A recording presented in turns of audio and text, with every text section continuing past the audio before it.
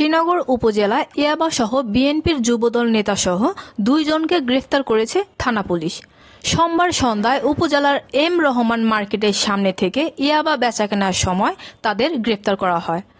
গ্রেফতারকৃতরা হলেন উপজেলা যুবদলের যুগ্ম আহ্বায়ক আব্দুল হালিম খান টিপু ও ইয়াবা ডিলার স্বপন ওরফে রুবেল।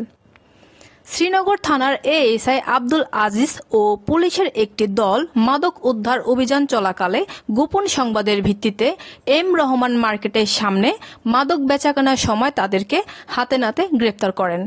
এ সময় তাদের কাছ থেকে 18 পিস ইয়াবা উদ্ধার করা হয়। শ্রীনগর থানার অফিসার ইনচার্জ মোহাম্মদ ইয়াসিন মুন্সি জানান, গ্রেফতারকৃত আসামিদের বিরুদ্ধে থানায় মাদক নিয়ন্ত্রণ আইনে মামলা দিয়ে আদালতে প্রেরণ করা হয়েছে। তোমার কাছে পাওয়া গেছে কয়টা ইয়াবা? 8টা। তোমার কাছে কি ইয়াবা কয়টা পাওয়া গেছে? তোমার কাছে কয়টা পাওয়া গেছে? 10টা। তোমার কাছে 10টা ইয়াবা পাওয়া গেছে, আর ওর কাছে পাওয়া গেছে 8টা। ঠিক আছে, আমি আনতে বলছি স্যার, আনতে বলছি স্যার। বেশগাঁওয়ের যে সাধারণ সম্পাদক বিএনপির, উনি আপনার চাচা, তাই তো? হাবিবুর রহমান। হাবিবুর রহমান বড় কি আপনার বাবা? চাচার নাম হাফিজ খান। হ্যাঁ, 8 পিস।